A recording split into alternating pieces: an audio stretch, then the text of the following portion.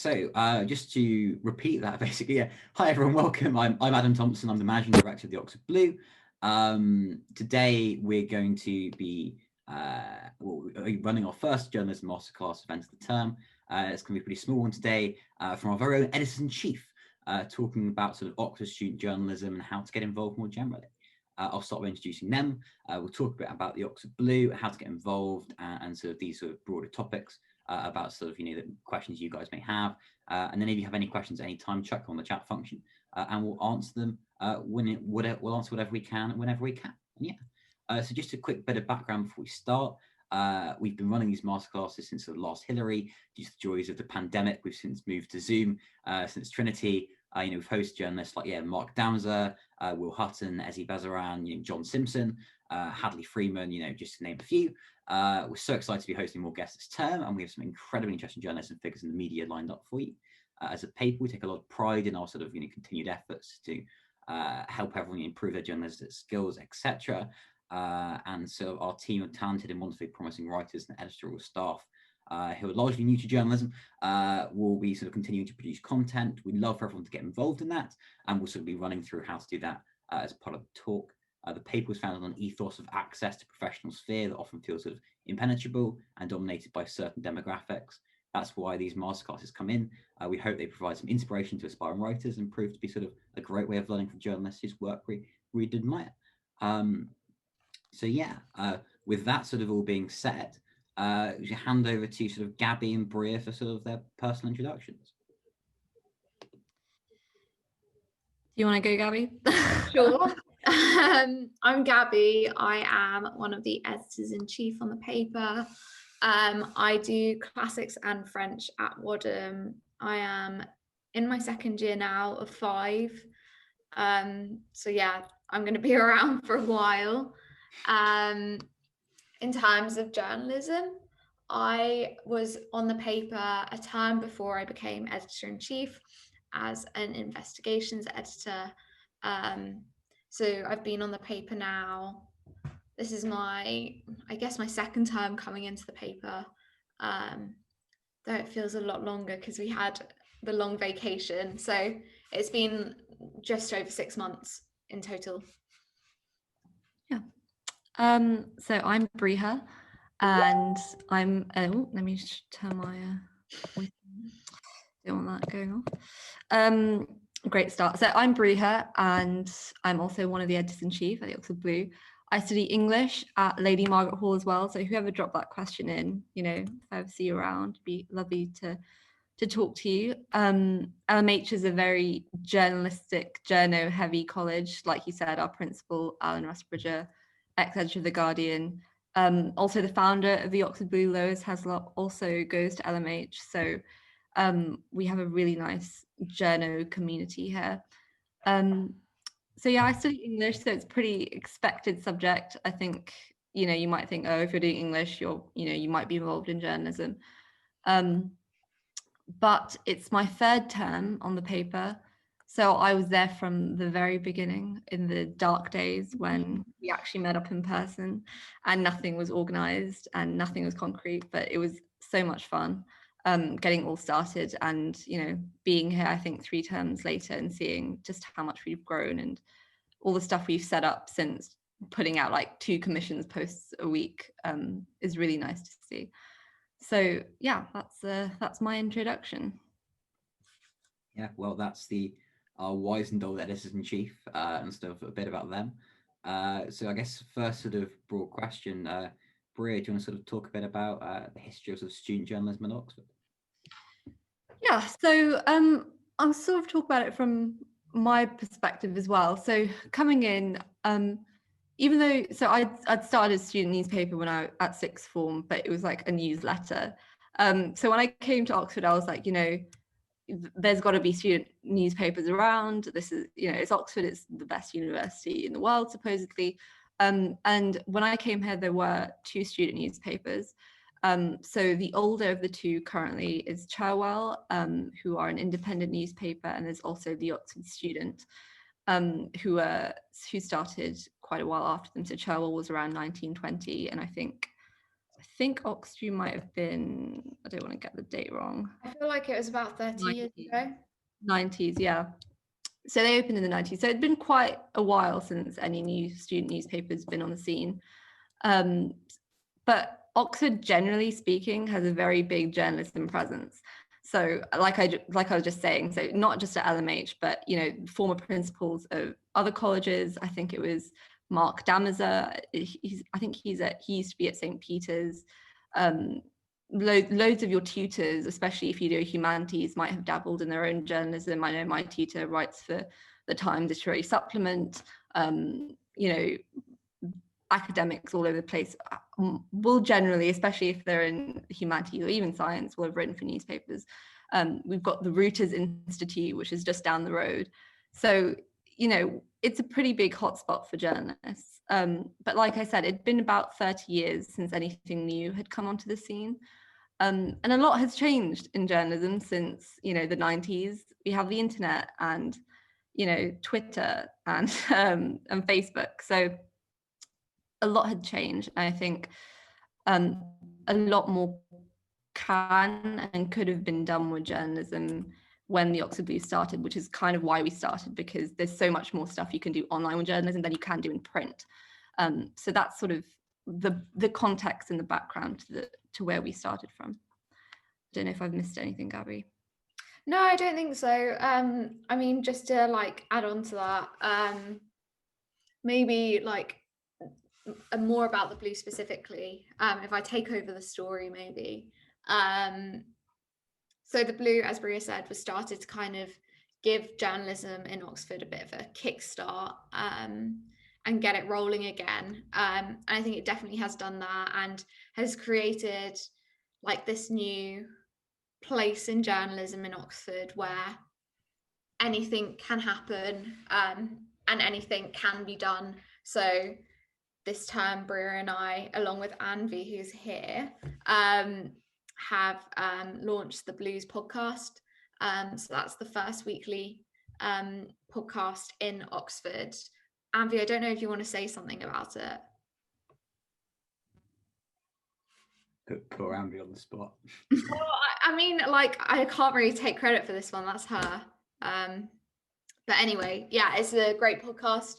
If you want just like a weekly rundown of what's going on in Oxford and you have like 20 minutes, probably the best way to get that news. We, as a paper, really try to get our stories in national newspapers. So we've had over 30 headlines in national newspapers. The most recent was last week or 2 weeks ago. I think last week, actually, yeah. Yeah, in the Telegraph. And yeah, as Adam said, we've hosted loads of masterclasses with lots of like top journalists who tell amazing stories about life in the field, whether it be in the UK or internationally.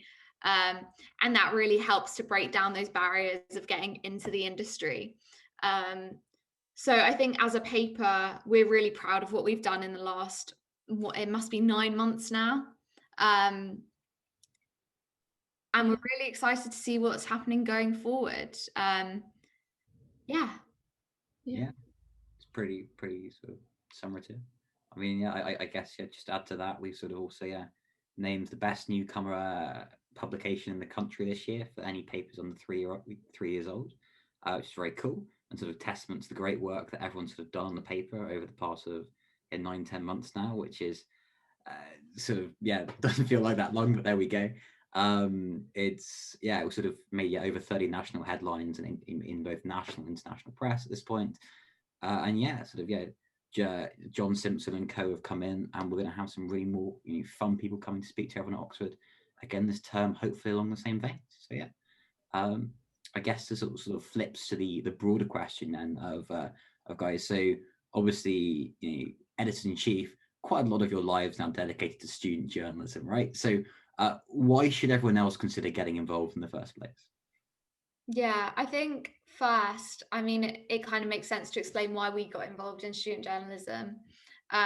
So I got involved in I interviewed for the Blue at the end of my second term of my first year.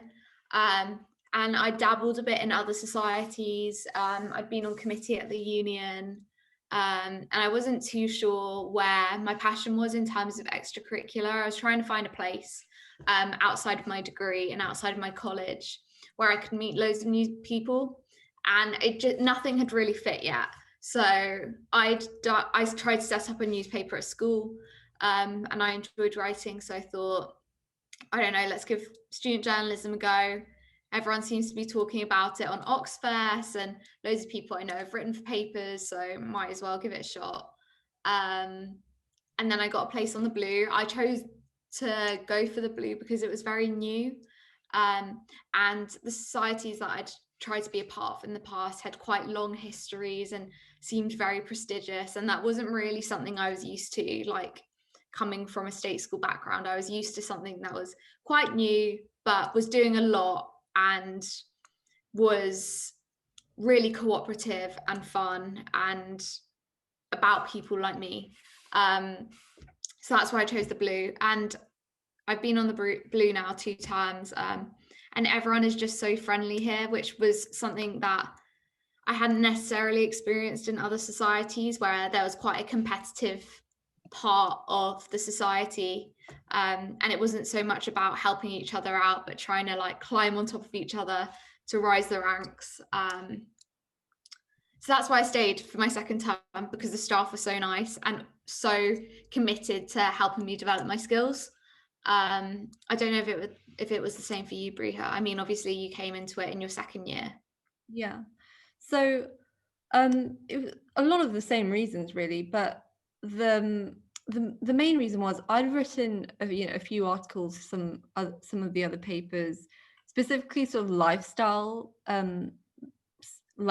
based articles, because I feel though, Oxford can be a pretty dry place, and sometimes you just want to talk about food and your love life and gardening and the stuff that seems lighter, but often people, when they want to write for a student newspaper, they want to write about politics and who's taking down who in Parliament, and the really big stuff that feels important. But at the same time, there's also really a lot of interesting stuff that's going on outside of that. And I hadn't really experienced or seen a paper which had taken that sort of stuff seriously and said that could be fun, and people write really fun, interesting stuff that you want to read about within lifestyle. So when the paper was starting up, I sent an email and I was like, look, I'm really passionate about lifestyle, and I think we could have a really good section with it. So that's where I sort of started with it, and I was miraculously made senior editor on it, even though I had no editorial experience whatsoever beforehand. But the really good part about that was it was a massive learning curve, but at the same time I could do whatever I wanted. So I had the chance to hire people. I never hired anyone in my life. Like, I had to hire my own editors and edit people's writing, and editing other people's writing actually made me realize sometimes how crap my own writing was, and how much I could learn from my own editors and the writers that I was working with. So that was sort of why I started, and then why I stayed has a lot to do with what Gabby's just spoken about, which was just because it is a new paper and everyone's learning on the job. It just means that everyone's there to help you out. Like, if you don't know something about editing a specific style or a specific area of journalism, because let's face it, none of us are professional journalists, none of us have any actual training, but we're all learning on the job and sort of helping each other out. So that's why I stayed in my second term, and by then the paper was pretty established. We were gaining a name in Oxford, and it was also really nice to see how people responded.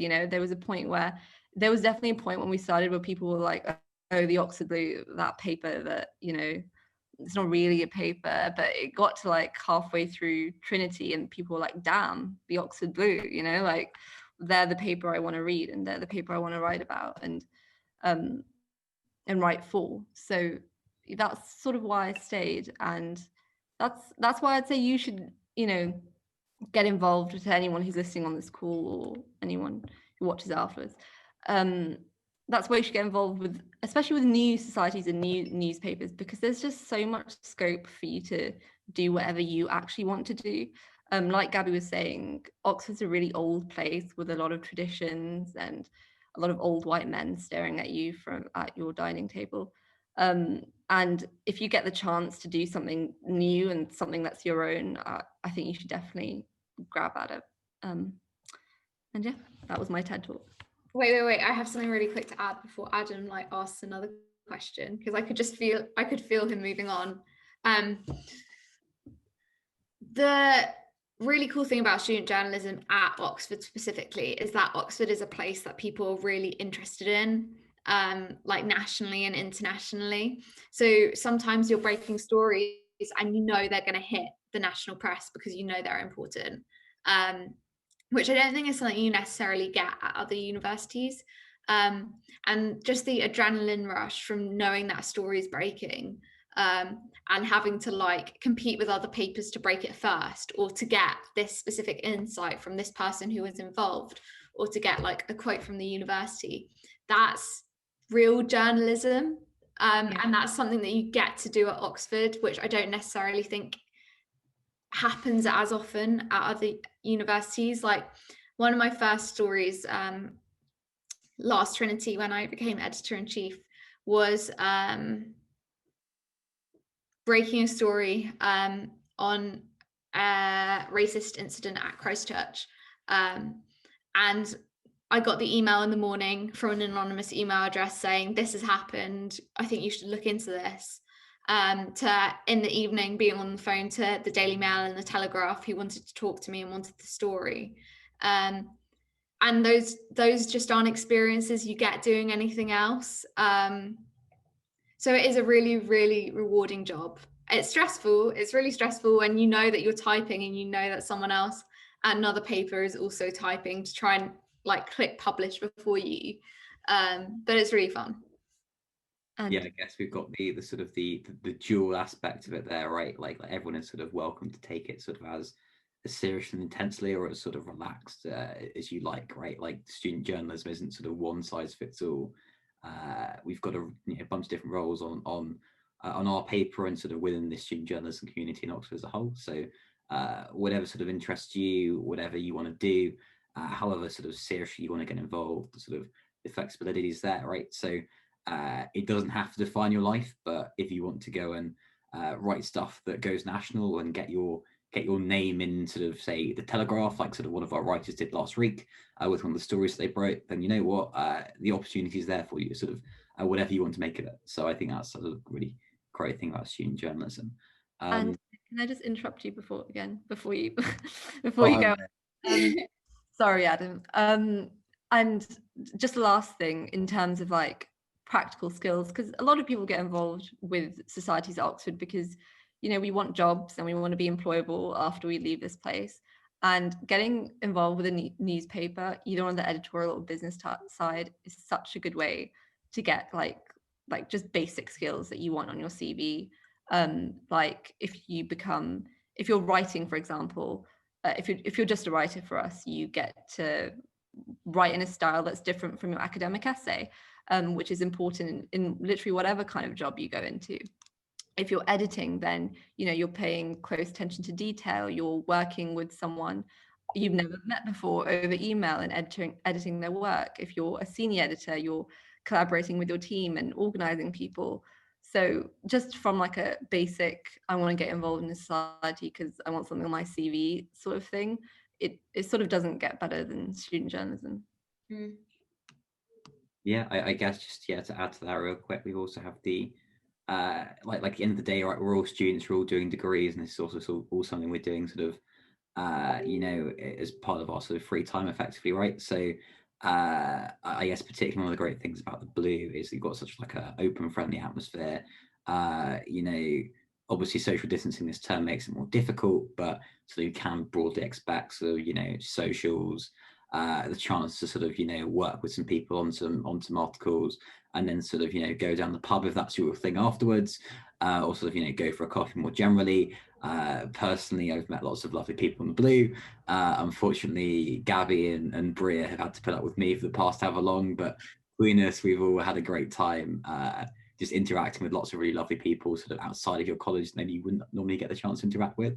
And so I guess on that front, it's something really fun, would genuinely really recommend getting involved with.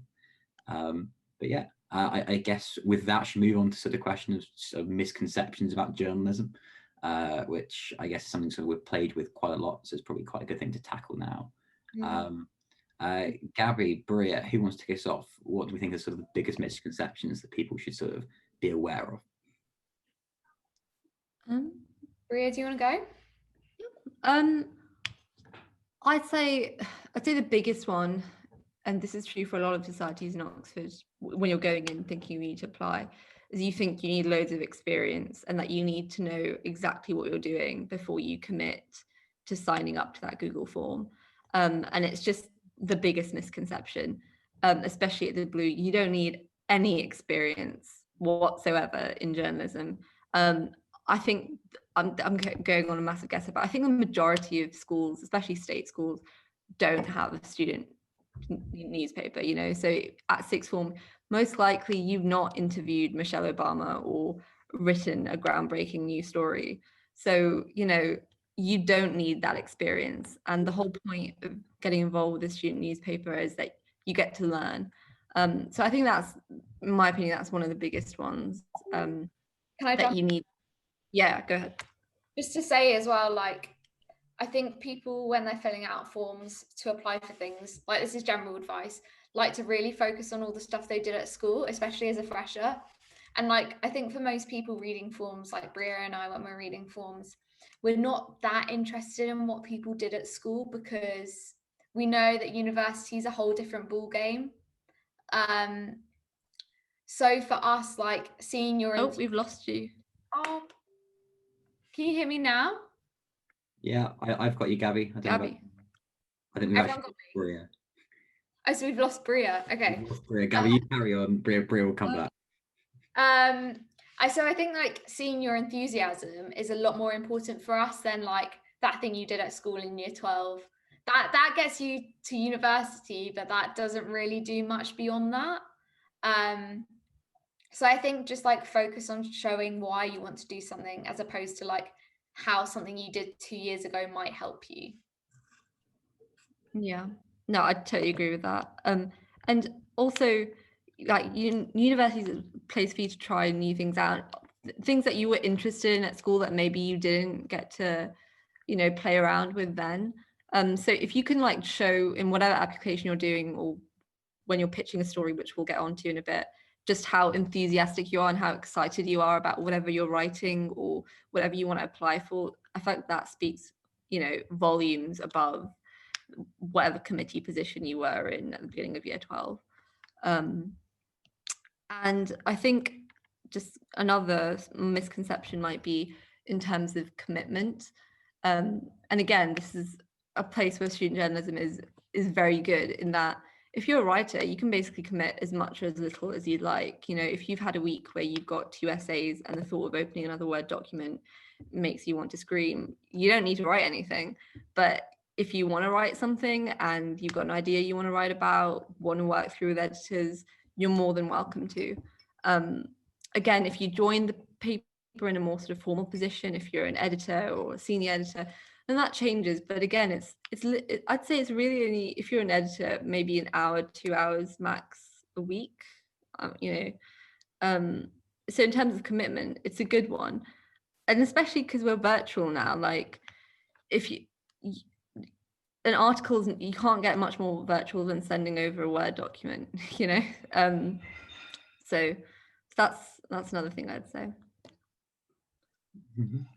Yeah, I guess one final thing we should probably address in this kind of question, I guess throw us over to Gabby. Gabby, how relevant is your degree, and would you say it's important to do English to do student journalism? What, my degree, which just involves like me translating random classical texts all day? You tell me, mate, you tell me. So, okay, so I do classics and French. I spend a lot of my time working with languages. And I like global affairs and national news. And sometimes I dabble in a bit of opinion. It really doesn't matter. Our founder was a physicist. the thing is with journalism is about writing about the world. So anything that exists in your degree can be relevant to journalism. If you're a scientist, at the moment, it's more important than ever that you work in journalism, because we need to communicate correct information about what is happening in the world right now. And I'm not going to try and communicate anything about coronavirus to anyone else in terms of the scientific information, because I'm in no way qualified to do that. So we need scientists. Like, as a linguist, my strength is in, I guess, the way we use words and the way we communicate and how that can be important. Adam does PPE, so his strengths are in like politics, and I don't know, what else do you do in PPE? Philosophy. A question I regularly ask myself, Gabby, don't stress it. Adam is good at pretending he knows things that he doesn't, which is also important if you're a journalist. And Breeha worked in lifestyle and culture, and just like the cooler things in the paper. So that's her area of expertise. But like, literally, if you have any interest in anything, if you like to talk, if you like to write, that's what we're here for. That's what a paper's here for. So don't be put off by like, oh, I spend all my day like writing up equations. Because we don't really care. Like, as long as you can use words after that, then that's what we want. Yeah. And also, we're here to, you know, if you're a scientist and you think you'd like to write something, but you think you might struggle with the words, we're here to help you with the words. And I think we'll get on to the sort of like resources we can offer new writers and new editors in a bit as well. Yeah, I mean, with that, shall we move on then to sort of a practical question of how to get involved? I guess we've got a broader process. We've also got a question here that I think we can get onto as part of this. But yeah, Gabby, Breeha, who wants to sort of outline the Blue and how we engage with people and get people to write for us? Shall I go first? Yeah, go ahead. Okay, so best thing to do if you want to start writing is to join one of our Facebook groups. And I think what might be a good idea if we post the links to all of those in the event afterwards, so people can find them. But there's the Oxford Blue Writers, which puts all the commission's posts in. Then there's like culture, lifestyle, global affairs, opinions, current affairs. No, investigations doesn't have one, I don't think. Does current affairs have one? Current affairs does, yeah. So you join one of those groups, and then someone will post maybe once a week, twice a week, what is called a commission post. And I've got one here to read out so you kind of know what we're talking about. So it'll say something like, hi everyone, commissions post. As always, if you'd like to pitch something else, please do get in touch. And then it will give you a list of things that the editors have decided they think are relevant that week and they want someone to write a piece on. So for example, the government has discussed overhauling apprenticeships or vocational education in the UK a month after introducing T levels and less than a year from first discussing them. Is this box ticking? What can we say about vocational education in the UK? And then there's an article in the Financial Times that's linked. So normally it will be like one idea, then some prompts about about what you'd like to talk about, and then maybe some resources to help you do some further reading. And then at the bottom, it will have a list of names of people you can contact if you're interested in writing that article. And you can say, hi, like, I'm really interested in writing this article. This is the angle I'd like to take. And then outline briefly why you think, like, what you're going to talk about. So why it would be a bit of a maybe niche take on something, or something you think is really important about the subject that isn't being talked about at the moment. And then they'll say yes or no. It's really, really simple. It's all done via Facebook. So it's not formal email writing, unless you want to pitch to Breeha and I at our email address, which some people choose to do. So like, don't be intimidated by commission is essentially like the moral of the story, because they're really chill.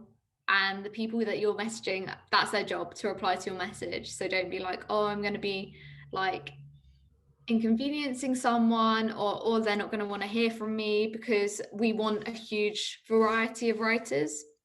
I don't want the same 2 people writing 6 pieces a week for culture, because I've already heard from them that week. I don't want to hear from them again. We want like a variety.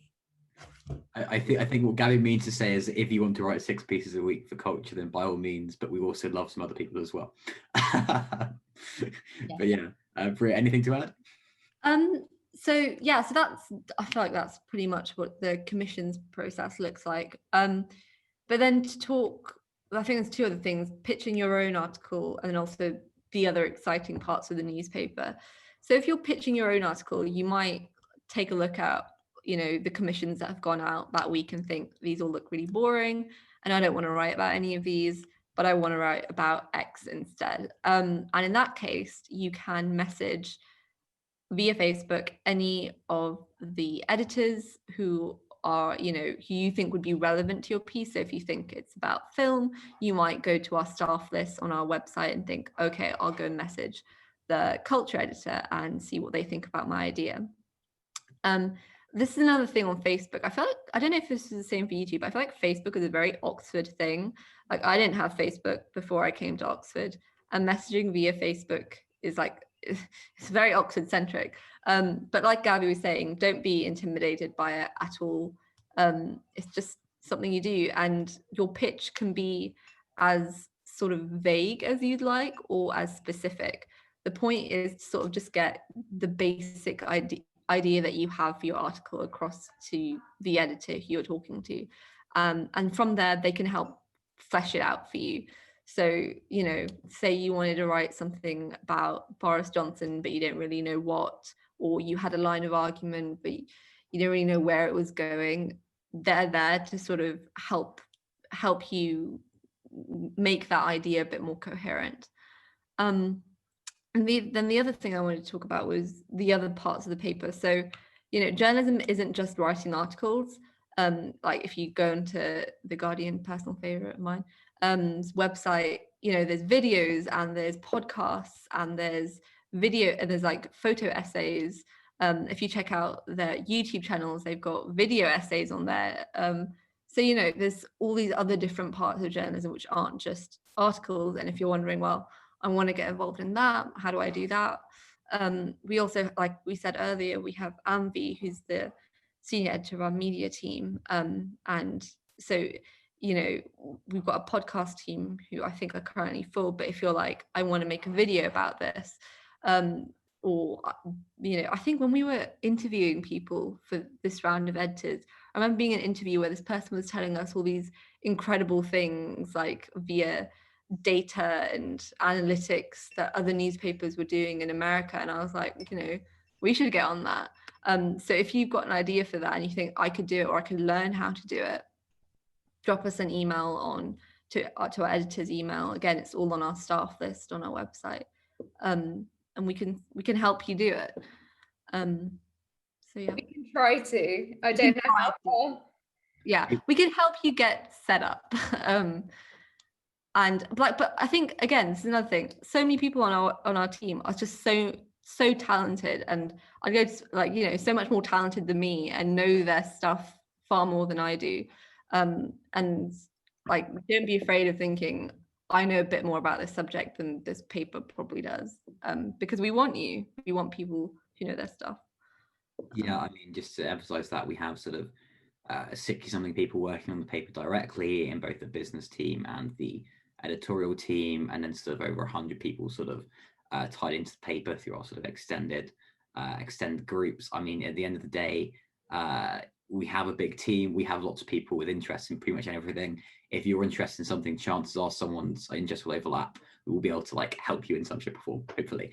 And you know, the one thing that everyone does have is, you know, is editorial experience. So any sort of help with writing, etc., or yeah, condensing thoughts into paper, etc., we can. The people are available. Put them to work, I guess is the broad theme. But yeah, just to sort of quick on that, should we talk real quick about sort of writing for the paper versus editing for the paper, and sort of how you can get involved with both sides of that. We've got a question here specifically on that. Can you be a writer for a term before trying to switch to becoming editor? Yeah, for sure. Yeah, obviously, right, and then decide you want to edit. Like, that's honestly, I think that's the traditional route. Is that people join one of the writers groups, write casually for a term, maybe write like 3 or 4 pieces over the term, get some experience, get to know some people on the paper, get a feel for the paper, and make sure it's the paper they want to write for. Because like, it's nothing, we don't take it personally. Some people prefer other papers and what they do. I don't know. Huh? I don't know who. Yeah. Send them a serious, I don't know what I'm going to say. I'm so dead. Yeah, no, so just like figure out whether this is a paper for you by writing for us, get to know the editors and the senior editors who you can ask any questions about application processes, and then you can move to editing. And I think that's what most people do. Some people obviously edit without any experience writing, because some people prefer like the process of giving feedback and checking grammar, and things like that. So that's obviously fine too. That's what I did. But yeah, just like whatever works for you, really. And in terms of like, how do you actually apply to become an editor? So we have a recruitment process that is very fun. It's very intense for us, not for you, to anyone who's applying. It happens at the end of each term. So we'll usually put out a massive call for, recruitment with loads of fun graphics. And just on a side note, like, we have to definitely give some credit to our marketing team for the paper, because it's like any of the fun graphics you see, they're just all them. So we'll do a massive call out for them, and there'll be like a short form you have to fill in, usually talking about which section you're interested in, maybe like, where you want to take the section, any ideas you've got. And then we'll usually invite you to like a really short, really casual, like, cannot emphasize enough how informal it is, like an interview. In fact, I think interview is probably the wrong word. We just want to know basically who you are and why you want to join us, and we'll have a short conversation with you. And if we think you're a good fit for us, then you'll come and edit. And I think I've banged on about this a lot, but again, I'd say literally most of our editors who we've had have had no editorial experience before. So when you're applying for that, and I hope loads of you on this call will apply to become an editor and write for us at the end of the term, you really don't need experience to do that. Yeah. Yeah, the greater framework we have in place is, we have senior editors.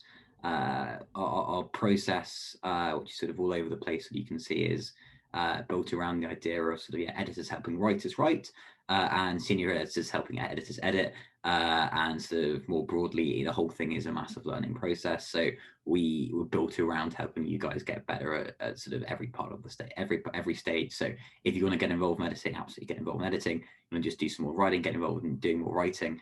We have positions on the team that don't necessarily do sort of big public commissions and sort of editing stand-up posts, and look at more, say, sort of investigations and digging deeper into stories. So we have our investigations team that does that, an interviews team that reaches out and interviews interesting people, both sort of big names and less big names, sort of around the UK and around the world.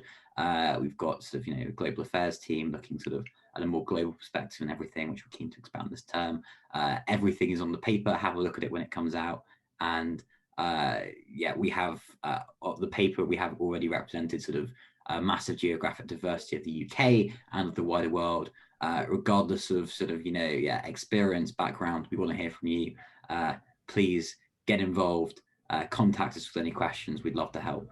And yeah, that's sort of, I guess, at least from my perspective, sort of pretty good summary. Yeah. I mean, I guess now it's like, if anyone has any questions, now would be a good time to drop them. And then we can answer any of them if you have anything that we haven't covered, which is highly likely, because it was a bit of a ramble on a Sunday evening. So if there's anything else you want to know from us, that's kind of the purpose of this. Yeah. Yeah, I guess just give everyone a chance to sort of type anything out that they want to know. quick sort of preview of next week. I sort of mentioned it earlier, but we have Michael Heseltine will be coming in for an interview. I say coming in remotely via Zoom, will be interviewing with us. A similar style event. I will be promoting it heavily on Facebook over the next few days. That'll be on Wednesday at 5 p.m. And yeah, it should be a really insightful conversation with like a massive name in British politics. And yeah, sort of later in the term, plenty of major journalists and figures from outside of journalism coming in. So keep your eyes peeled for that. It will be interesting, even if no one is quite as exciting as Gabby and Breeha, our amazing editor-in-chief. But yeah, I guess that's sort of it from me. I'm seeing no sort of further questions. At which point, like, yeah, if I guess, guys, you did such a good job that no one has questions. You've answered them all. No one wants to listen to our voices anymore. That's the real thing. But if you don't want to listen to our voices and you'd instead like to read our voices, if you have any questions after this, literally just email us. Or message us on Facebook. Or message us on Facebook. We'll be more than happy to answer any of them. Could you put up the links? We'll put up the links to all the Facebook groups in the event afterwards. Adam, can you do that, please? Thank you. You're great. The things I do for you, Gabby, the things I do for you. Yeah. Great. Okay. Cool. I think we'll end it there then, and hopefully we'll see all your names on our website very soon under articles. Yeah, brilliant. Well, thank you very much for coming. Thank you, Gabby and Breeha, for giving us such an insightful talk on everything to do with student journalism in Oxford and the Blue. So yeah, thank you very much, guys, and have an excellent day. Bye. Thank you. Yeah.